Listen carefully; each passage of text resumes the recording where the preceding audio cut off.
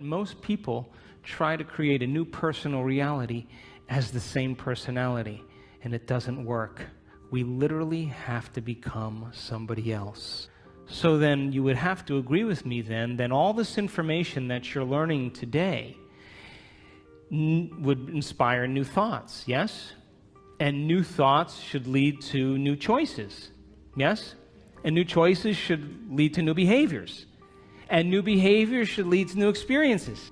And then new experiences should create new emotions, yes?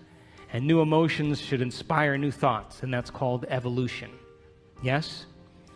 So then those emotions that Greg was talking about this morning, the majority of people in the Western world spend the majority of their life living by the hormones of stress. Now, stress is when your body's knocked out of homeostasis. The stress response is what your body innately does to return itself back to order. That's the first definition of resilience. Now, you have three types of stress. You have physical stress, like an injury, an accident, a fall, a trauma. You have chemical stress, like viruses and bacteria and blood sugar levels and heavy metals and hormones and foods and hangovers. And then you have emotional stress, right? Traffic jams and internet connections and second mortgages and single parenting and 401ks. And each one of those things knocks your brain and body out of balance. And all organisms in nature can tolerate short-term stress. If the deer gets chased by a pack of coyotes, if the deer outruns the coyotes, 15 minutes later it goes back to grazing and the stress is over. Human beings are different. We can turn on the stress response just by thought alone. You can begin to think about some future worst-case scenario, and because the privilege of human beings is that we can make thought more real than anything else, we can focus on that possibility to the exclusion of everything else. And you can knock your body out of physiological balance just by thought alone, and your body, as the unconscious mind, believes it's in that experience in the present moment. And we can unfold past bitter memories that are tattooed in the recesses of our gray matter, and like magic we bring them to life, and in that moment it's real. And so the hormones of stress long-term push the genetic buttons that create disease, and no organism can tolerate living in emergency mode for extended periods of time. So then think about this. You can turn on the stress response just by thought alone. How many people have done that? You've done that? It's called being human, right? And we know that the hormones of stress dysregulate and downregulate genes to create disease. So that means then your thoughts can make you sick. So here's my question. If your thoughts can make you sick, can your thoughts make you well? I'm talking to the right audience. So then the hormones of stress, though, give the body and brain a rush of energy. And it's like a narcotic. It becomes a drug. And people become very addicted to the adrenaline and the stress hormones. And they use the problems and conditions in their life to reaffirm their emotional addiction so they can remember who they think they are. The bad relationship, the bad job, the terrible circumstances, all of that is in place because the person needs that to reaffirm their emotional addiction. Because God forbid they couldn't feel anything. So then if the hormones of stress become like a narcotic, and you can turn on the stress response just by thought alone, then we could become addicted to our own thoughts. How many people are still with me? So then if you become addicted to your own thoughts, when it comes time to change, then you can understand then, just like an addict, the moment you're no longer thinking certain thoughts that are making certain chemicals for you to feel a certain way, and those feelings drive the same thoughts. You know, like if you have an insecure thought, you begin to feel insecure, right? Come on. And the moment you feel insecure, you're going to think more insecure thoughts, yes? And if you keep doing that for 20 or 30 years, it's going to feel pretty familiar, yeah?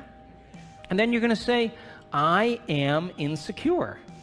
Well, whenever you say I am anything, what you're saying is you're commanding your mind and body towards a destiny. So if the body has been conditioned to the mind of insecurity, don't you think then the moment you're no longer going to think insecure thoughts and fire and wire those circuits in your brain and then produce the blend of chemicals for you to feel that way, don't you know your body's going to do what? It's going to look back up at your brain and say, hey, I modified my receptor sites for you. We've been doing this for 20 years. I'm counting on those chemicals coming. Now you're just going to stop? And it's going to start sending signals back to the brain. And the hardest part about change is not making the same choice as you did the day before. And so these people understood that their 20 years of hatred, or their 30 years of anger, or their 15 years of fear or insecurity was the very reason that they were sick. And because feelings and emotions are the end product of past experiences, and we can remember experiences better because we can remember how they feel, if the environment signals the gene and the environment produces a chemical reaction, then as long as you're feeling the same way every single day, there's no new information coming from the environment, and you keep signaling the same gene. How many people are with me? So then the emotions of anger and aggression and hurt and hostility and hatred and prejudice and fear and anxiety and insecurity and hopelessness and powerlessness and depression, guilt and shame, those are all familiar emotions to us because we've experienced the events correlated with them. How many people are still with me? And it's those emotions that are derived from the hormones of stress. And if you keep knocking your body out of balance, that imbalance becomes the new balance, and you're headed for some type of disease. And these people began to realize that they had to change that. And when we react to something or someone in our life, there's always a change in our chemical state. We're altered in some way. And if you don't know how to control your emotional reaction to that event in your life, and that chemical refractory period continues for hours or days, that's called a mood. What's wrong with you? I'm in a mood. Oh, really? Why? Thought you'd never ask. Well, this thing happened to me 5 days ago, and I'm living by the same emotional reaction. Now, if you keep that refractory period going on for weeks or months, that's called a temperament. Why is he so angry? I don't know. Why are you so angry? Well, this experience happened to me 9 months ago, and I'm living by the same emotional reaction. One long refractory period. And if you keep it going on for years on end, that's called a personality trait. And most people wear their emotions layer by layer, and they believe that's who they are. And there was an article in Scientific American just 2 months ago that scientists said that 50% of what you say about your past is not true. Because you're not the same person. You make up stuff. And so then, if feelings and emotions are the end product of past experiences, now stay with me. Did Greg say we need to think differently? Yes? So how many people in this audience believe that the way you think has something to do with your life? You do, yes? Okay, so feelings and emotions are the end product of past experiences, yes? You can remember experiences better because you can remember how they feel, yes? So then, if you can't think greater than how you feel, or feelings have become the means of thinking, are you thinking in the future or are you thinking in the past? And as long as you're thinking in the past, what are you creating more of? Quantum model of reality still applies. And so, if you're feeling the same way every single day, then according to our biological model, it means nothing new is happening in your life. Is that right? Because how many potentials exist in the quantum field? How many? So with every new experience, there should be a pretty good emotion, right? You should feel overjoyed or in awe and wonder. or excited or inspired or in gratitude or appreciation, an elevated emotion.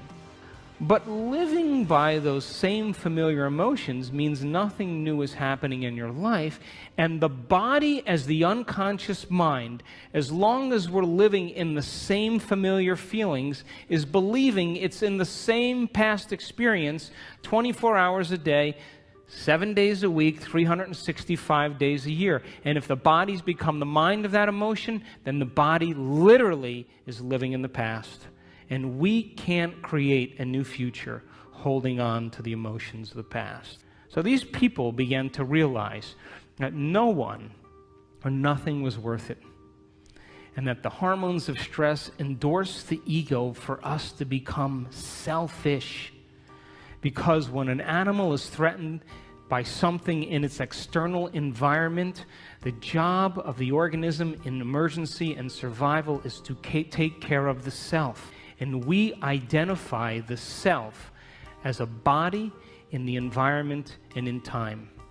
When the zebra is being chased by the lion, she's only concerned about 3 things. Her body, like I better take care of this, so I better put my attention on it. The environment, where am I going to go? And how much time do I have to get there? And when you and I live by the cocktail of those stress hormones, we obsess about our bodies. Our hairstyle, our face, our weight, our problems, things in our environment, things we have, things we don't have, and we obsess about time. But that's not who you are. Because as long as you're living by the hormones of stress, you're living as a materialist. Because the hormones of stress cause us to believe that the outer world is more real than the inner world.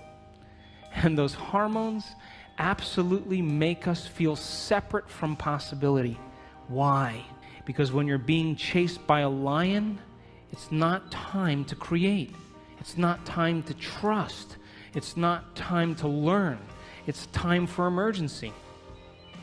So the majority of people in the Western world spend the majority of their time preparing themselves for the worst case scenario and protecting themselves from it. They're basically trying to predict the future from the past. And when we get it right, you know what we say, right? You need to hang out with me. See how smart I am? But what happens when it doesn't happen? That's called anxiety. It's called neurosis. It's called insomnia.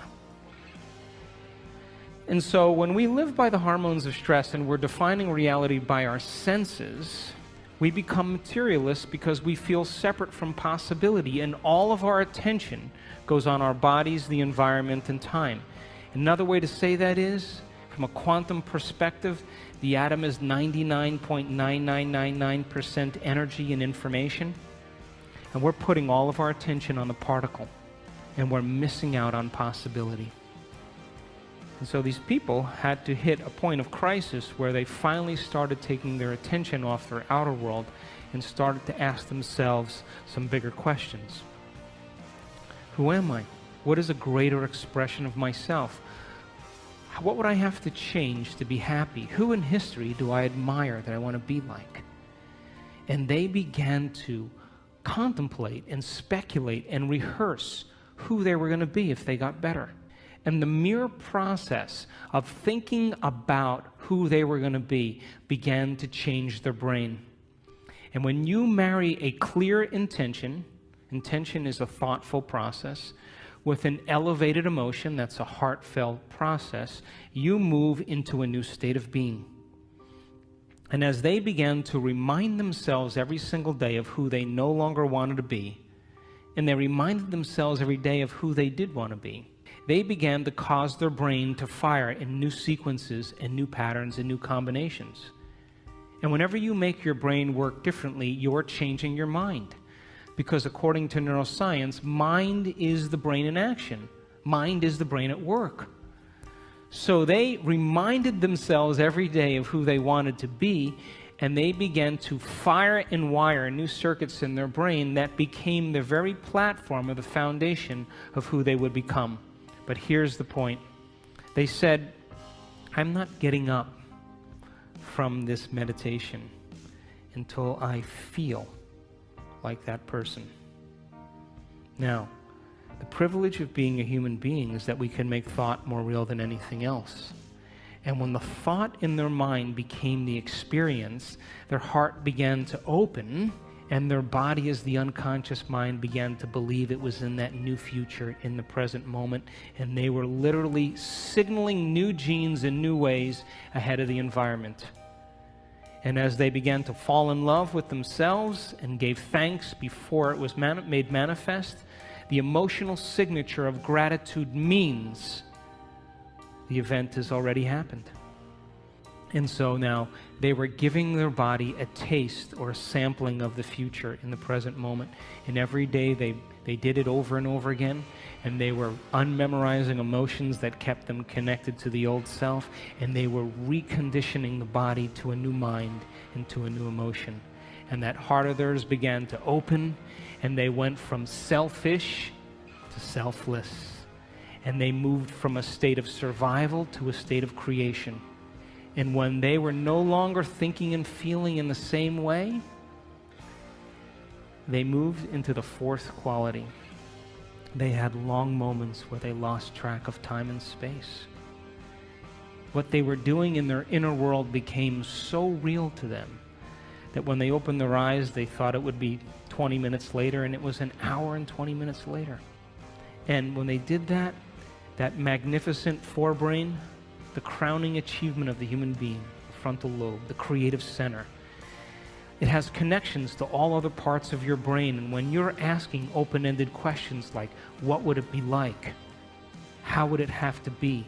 The frontal lobe, like a great symphony leader, looks out of the landscape of the entire brain and begins to select different networks of neurons and seamlessly pieces them together to create a new mind. And the moment the brain begins to fire in tandem, the frontal lobe creates a picture. And that picture is called an intention. And when you can make that picture more real than anything else, and you begin to feel inspired by it, your body's no longer living in the past. Now it's living in the future. And every day, as they no longer fired and wired the same circuits in their brain and emotionally signaled the same genes in the same way, they were moving into stasis. And then they began to reverse the process. And a new state of being is a new personality. And a new personality creates a new personal reality. So, after I wrote Evolve Your Brain, and after What the Bleep, you know the most common question people asked when I was traveling around the world? How do you do it? How do you do this stuff? Why is it so hard to change? I mean, what do you do? And so we started teaching workshops around the world, and we were doing introductory levels, and we were using science and brainwave technology and breaking it down, the heart coherence, so people could understand how powerful they really were. And so we started teaching these workshops after What the Bleep, and for the first year and about 3 or 4 months, guess what happened? Nothing. I don't know if it was me or just whatever it was, but there wasn't a lot happening. And then after about 1.5 years or so, we started getting these emails. You know, people coming to the events, and the first line of every email was always the same. You're not going to believe this. My 20 years of hatred towards my father, I just decided I didn't want to hate any longer, and my acid reflux went away. What do you know? Did I signal a new gene in a new way?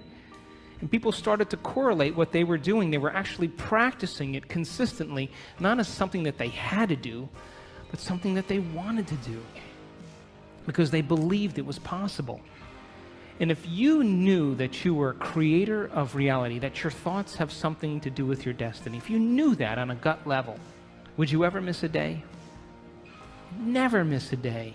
And would you ever let a thought slip by your awareness that you didn't want to experience? And so when we started seeing the feedback started to come in, people started saying, hey, I'm feeling better, things are starting to happen in my life. That was, for me, the most important point in my career, because I knew on some level that we were making a difference in people's lives. And so people around the world started sending in these wonderful emails, and I just was doing these level 1 intensive workshops, and then after I'd finish the workshop, people would say, can we do another one? I'd be like, okay, we'll do another one. So we did like these level 2s, and then after level 2, someone said, can you do a level 3? And I said, okay, we'll do a level 3. Then after level 3, someone said, can you do another one? I said, I don't think I know anything else. But we kept doing them. I kept learning, and we were in Seattle a couple years ago, and we did a progressive workshop. And there was a lady with MS whose wheelchair, her motorized wheelchair, broke down. And she came anyway. And by the end of that event, she was walking across the room, unassisted, with no limp, and the motor functions in her leg came back. Now, I have to tell you, I was more surprised than anybody. Because now I knew that we were signaling new genes in new ways in real time. That, I mean, we could talk about genes forever, but your genes are a library of potential. They're a library of possibility. They're a parts list. And when you begin to do something differently, when you begin to think something differently, when you begin to experience something differently, when you begin to emotionally embrace something differently, you're literally changing your genetic expression. And when you turn on new genes or activate new genes, those genes turn on to make new proteins. So then, people were literally turning the genes off or down-regulating the genes that had to do with their disease and up-regulating new genes right in their meditation, and their body began to change before our eyes.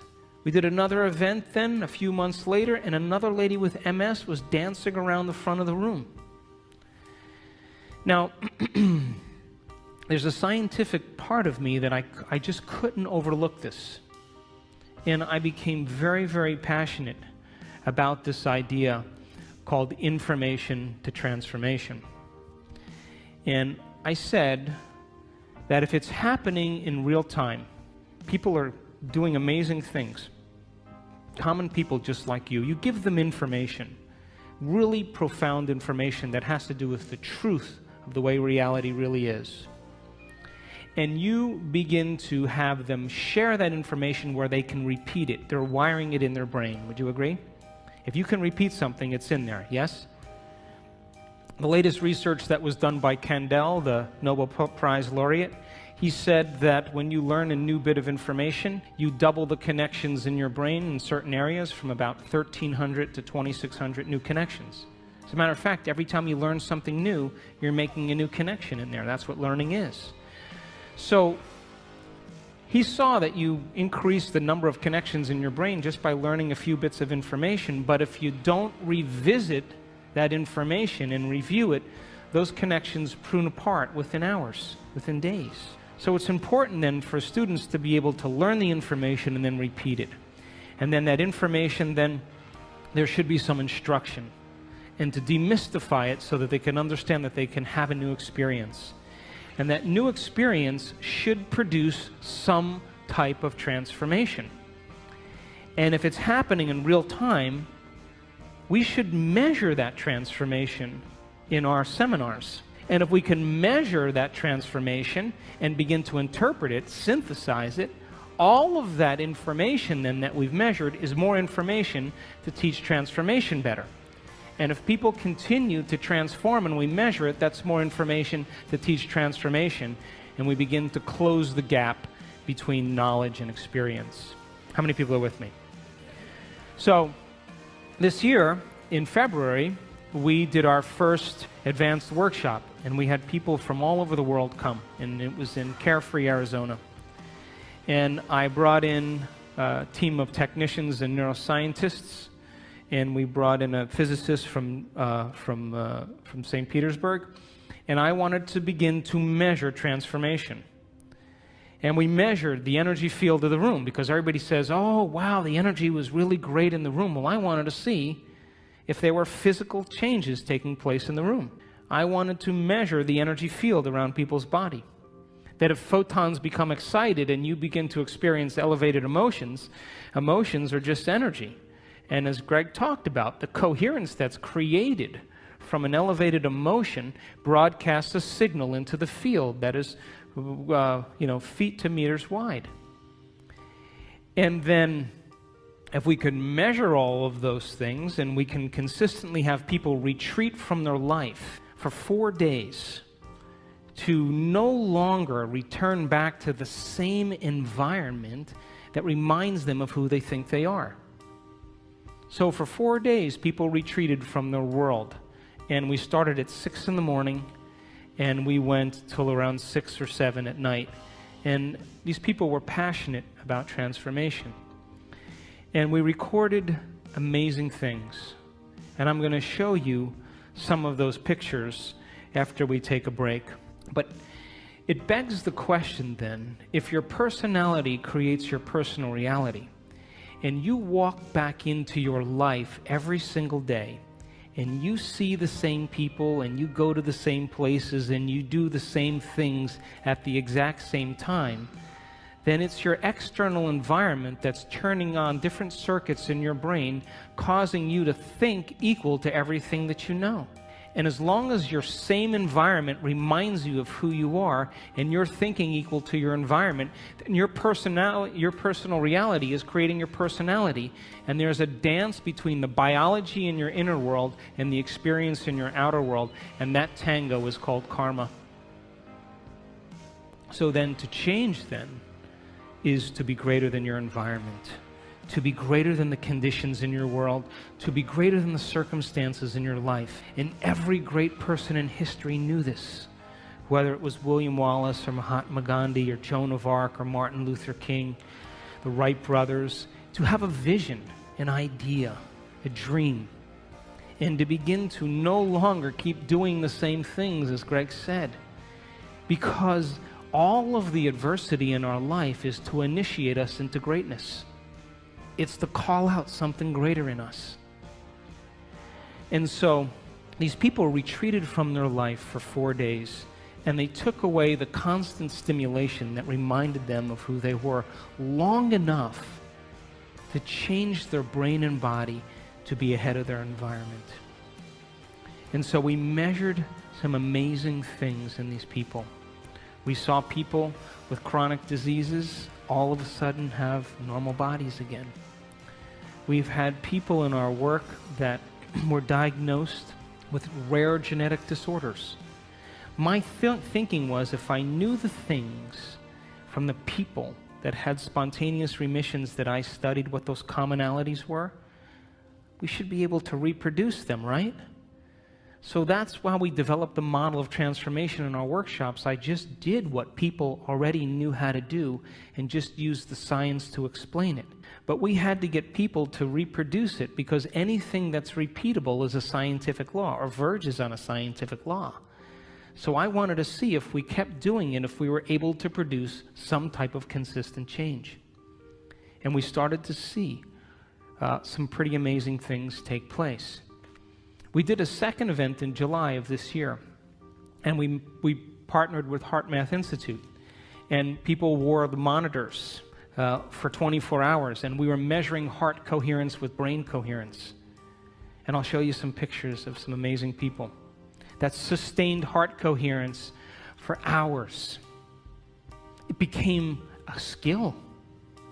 As Greg said, once you know how to do it, you know how to do it. So when we live by the hormones of stress and all of the energy goes to these hormonal centers and away from the heart, of course the heart is going to be the first organ that's starved of energy. And when we live by the hormones of stress, we will always try to force the outcome. We'll always try to push and make it happen, because we are matter trying to change matter. And one of the things I learned in studying people that did amazing things in these workshops is I watched a lady for a whole hour. I watched her brain on the scan, and her brain was working so hard. And as I watched it over and over again, watched it over and over again, watched it over and over again, the more she tried to change, the worse her brain got. And I went up to her afterwards and I said, how was that for you? And she said, I had the worst meditation of my life. And something clicked in me in that moment, and I knew that most of us, we try to use our brain to change our brain. We try to use the ego to change the ego. We try to use the program to change the program, and it only endorses it. And in that moment, something clicked, and I knew that they had to become pure consciousness, that they had to get beyond their body, get beyond their environment, and get beyond time. Because when you become pure consciousness, and we have all the biological and neurological machinery to do this, by the way, you come preloaded with everything you need. You don't need anything else.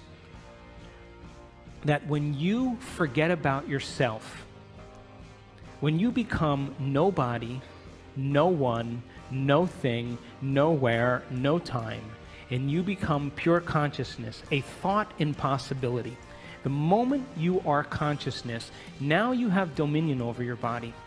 Now you can change something in your environment, and now you can create some future time. And the moment we saw people become pure consciousness, and we will talk about that after the break, the brain naturally gets organized. The hormones of stress, when we are under the gun of the fight or flight nervous system, the brain and the heart move out of rhythm. It's like a group of people playing the drums all at the same time with no rhythm. It's noise. And that's what happens to the neural network in the heart and the neural networks in the brain. And they actually, if you saw the brain on a functional scan, it begins to compartmentalize. Different compartments of the brain are no longer communicating with each other because different communities are saying, hey, it's not a time to communicate now. There's a tiger on our back here. We got to run. And so the long-term effects of stress causes the brain to move into what's called high beta brainwave patterns, like driving your sports car in first gear. And different compartments of the brain no longer communicate with each other. And if you were to measure that on a brain scan, it's very erratic patterns. The moment you become pure consciousness, you forget about yourself. That's my definition of creation. The moment that happens, the brain goes, thank God he's out of the way. Now I can get organized again. The operator is finally gone for a few minutes. And we started in that event, in that February event, teaching people how to become pure consciousness. And when that happened, we saw their hearts get highly coherent. We saw their brains get highly coherent.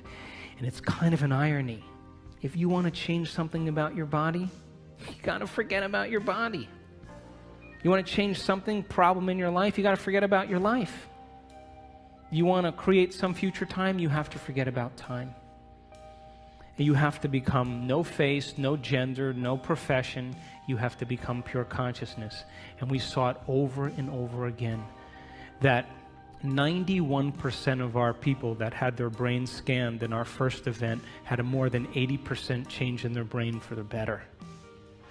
And there was no drugs, there was no, therapies. They just went through the process of observing their thoughts and becoming conscious of their unconscious thoughts because they're no longer being distracted by their environment. Pay attention to their behaviors and their actions and look at the body as the mind and the emotions and master that. And the first day, the energy in the room, we measured it. Guess what happened to it? It went down. Because people who are breaking all their emotional ties to their known familiar life. But when we went to that next day and they became pure consciousness, the energy in the room began to rise. And when we saw that, it was miraculous. And we measured the energy as it began to continuously improve. When we did our event in July, we started seeing people having enormous amounts of energy that were stored in their body travel up through their heart and into their brain. And we captured people with a full-on Kundalini experience, full-on ecstasy in their brain. And they were common people just like you. And boy, I tell you what, after that experience, they could care less about their checking account. They could care less about their problems. And we saw one lady move into such a state of ecstasy. We were watching her on the camera, on the screen like this. And all of a sudden, we saw her brain get very organized. The front of the brain talking to the back of the brain, the back with the front, side to side. strong level of coherence, and all of a sudden, she went into this high consciousness state called gamma brainwaves. And gamma brainwaves is super consciousness. And I looked at that screen, and I looked at the neuroscientist, and I looked at him again, and I said, I think she's in ecstasy. And we turned around, and she had tears running down her face. She was so connected to something greater. She didn't want the experience to end. I'm going to show you pictures of her brain. She wanted the moment to elongate. She felt so connected, and all of a sudden, when that posterior pituitary turned on and released all that oxytocin into her brain, guess what it did to the amygdala, where all the stress circuits are? It anesthetized, it shut down fear, it shut down hostility, it shut down sadness. Those circuits are turned off when oxytocin is like that. And the heart begins to open its vascular channels, and motility increases, and she feels connected to something greater. And she would never try to force the outcome in that moment. She's already connected to the outcome. She's trusting in the outcome. And we saw it with more than one person. And so the concept of information to transformation is to empower you that it's possible, that all of this information and science and everything that's coming out right now is for us to do something with. And this is a time in history where it's not enough to know.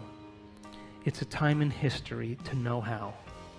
And when you give common people the opportunity to understand the truth about themselves, and then you inspire them to go out and try it like a scientist. Hey, I'm going to change the way I think and feel. I should see some effect in my life. In the moment I can correlate the feedback in my life with what I did, I'm going to do it again. And so we've had people around the world heal themselves of all kinds of conditions. We've had people win the lottery. We've had people create new opportunities for themselves, because nobody is so special to be excluded from this phenomenon. And the phenomenon is that you are a creator. And when you live by the hormones of stress, you forget that, and so do I. And when we live by the hormones of stress, we are always trying to change matter by being matter. We're being a brain trying to change a brain. We're being matter trying to change something in our life.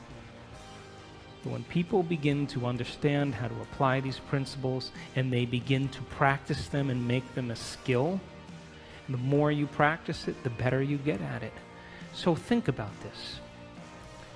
What if you woke up in the morning, and instead of getting out of bed and doing the same thing as you did the day before, and going through the same routine as you did for the last 5 years, what if you woke up in the morning and you place your hand over your heart and you say, I'm going to teach you what it feels like to be noble today. I'm going to train you to know what abundance is. And you begin to marry a clear intention with an elevated emotion, and you memorize that feeling, and you're able to maintain that modified state of mind and body your entire day. Get ready, because something unusual is going to happen in your life. That's the law. And the hardest part about all of this, hardest part, is simply making the time to do it. Making time for our precious selves. To decide then, well, geez, I want to be wealthy and abundant. Well, if I want to be wealthy and abundant, then I can't feel lack, because a wealthy person never feels lack. And if I feel lack, I'm going to attract lack. Gold only attracts gold. Lead doesn't attract gold. And so then when we see our life now as an initiation, and we have to meet the conditions in our life from a greater level of mind every day, then wouldn't it be a good idea every day to ask yourself a question like, what is the greatest expression of myself that I can be today? One lifetime today. Can I demonstrate love? Can I be patient? Can I be filled with energy and enthusiasm? Can I give? Who in history do I admire that I want to be like? And you begin to, rehearse a new way of being and begin to install the neurological hardware in your brain so you have the circuits in place that when you open your eyes, you're somebody else, and you get that heart-centered emotion going. You move out of these survival centers, and the moment you open your heart, it's a fact. The Heart Math Institute did the research. Take a clear intention and marry it with an elevated emotion, and you change matter. You alter DNA at a distance, because the thoughts you think are like the electrical charge in the quantum field, and the feelings that you emote are like the magnetic charge. And how you think and how you feel broadcasts an electromagnetic signature that influences every single atom in your life. So what are you broadcasting every day?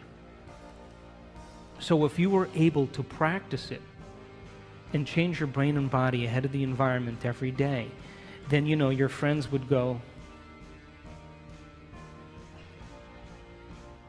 "You look different. Did you change your hairstyle?" "No." "Really? You shave your mustache?" "No, never had a mustache." "Really?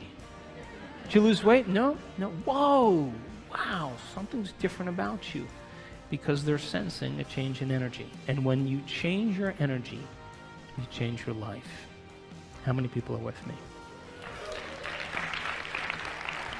So, great time to be alive, would you agree? We signed up for this. But listen, you can't stand up and in the name of spirituality say, "Hey, let's all live in gratitude," and get in your car and be like, "Hey, get out of the way," cut people off. What's that? That's like, eating a delicious, vegetarian organic breakfast and then spending the rest of your day eating junk food. That you have to lay down we have to lay down the very thing we used our whole life to get what we want for something greater to happen. And it means that all of the conditions in our outer world somehow reflect some aspect of us. And if you want peace in the world, you better not be arguing with your coworker. It doesn't work that way. And if you want to experience true fascination for life, make time for fascination. I was in Barcelona a little ways back, and I was invited to speak to the ministry of all the ministries in the government there, 17 different ministries. And they're in a crisis right now. And the one thing I didn't want to be was some know-it-all American, And I said, "How do you become supernatural?" You got to start doing what's unnatural. When there's a crisis and everybody is in lack, that's the time to give. When everybody else is in fear, that's the time to demonstrate courage. When everybody else is hostile and judging, that's the time to show compassion. And if we can continuously do over and over again what is so unnatural, sooner or later will become supernatural. Wouldn't you agree? So then if you're working on your anger and your frustration, and I'm working on my fear and my anxiety and my judgment, and I'm taking care of me and you're taking care of you, then everybody was doing that, we would sooner or later start to see some change in the world. Yes? So then we have to begin to start somewhere. And the place we start then is looking within and beginning to look at some of those emotions that keep us anchored to the past, that literally begin to break us down. And if a person can move into an elevated state of being every day, and they understand that they're signaling new genes just by doing that, just by doing it. If you have that understanding, you will produce greater results. If a group of elderly men can retreat from their life for 5 days and go to a retreat center north of Boston, all these men in their 70s and 80s, and they were told to act like they were 22 years younger. Just pretend. And they had, magazines with Mickey Mantle and Joe DiMaggio and Marilyn Monroe movies, and, and they had papers with current events. And for 5 days, they hung out with other men, and they just pretended like they were 22 years younger. They took height measurements, weight measurements, range of motion measurements, finger length measurements, extremity measurements, and cognitive tests. At the end of 5 days, guess what? 60% better scores on cognition. Finger lengths, all of them longer. Range of motion, all improved. Some of them were playing touch football again without their canes. Who are you pretending to be? Because if you can begin to understand that when you begin to change your state of being, that a thought begins to activate new neural networks in your brain. New neural networks in your brain begin to fire and wire to create a hologram or a picture. That hologram or picture signals the limbic brain to make neuropeptides. And neuropeptides are chemical messengers that signal hormones. And hormones and neuropeptides begin to dock on receptor sites of cells. And cells begin to get a new message and signal new genes. And new genes make new proteins. And new proteins means the expression of life. And the expression of life is equal to the health of your body. Just by changing a thought. So then, if you woke up every morning and you pretended to be genius of the universe, unlimited mind, healthy, you would probably have to stop on the side of the road with your pen and write down the download that you were getting from the field because you never thought in that way. And so you and I have been hypnotized and conditioned into believing that we need a reason for joy, that we need a reason to give thanks. We need a reason to feel inspired. That's the old model of reality, of Newtonian physics, of cause and effect. Wait for something outside of you to change how you feel inside of you. And the moment you feel better inside of you, you pay attention to who caused it outside of you. And that event's called a memory. That's cause and effect. Quantum model of reality, as Greg said, is about causing an effect. Begin to change how you think and feel, broadcast a whole new electromagnetic signature, and give thanks before the event is made manifest. The materialist would never do that, but the quantum mind, the immaterialist, always does that, because the moment you begin to observe a new future, that's called intention, with an elevated energy, you are causing infinite waves of possibility to begin to collapse into new patterns of information called your life. But if you're observing your life from the same level of mind every day, and you begin to anticipate the next experience based on your past, I'm curious, tell me where the unknown is going to show up in your life. Is there any room for that? It would just be too inconvenient. The alien ship landed in the back. Are you kidding me? Dancing with the Stars is on tonight. Can they come back tomorrow? I'm busy. This is inconvenient.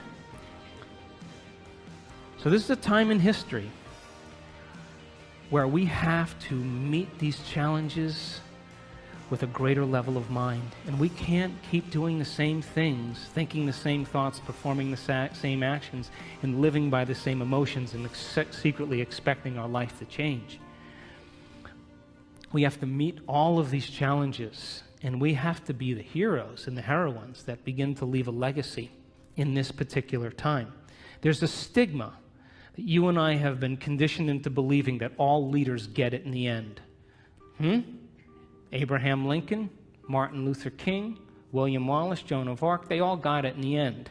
It's a subconscious conditioning that leaders somehow pay the price with their life. You ever see a group of birds that all move in the same direction? You ever see the fish that all swim in the same? If you study that phenomenon in biology, that's called emergence. You would think that there's a leader, like it's a top-down phenomenon. Turns out there's no leader. It's a bottom-up phenomenon. Everybody is leading. There's one mind, one consciousness. So you can't take out all leaders if everybody's leading now, could you?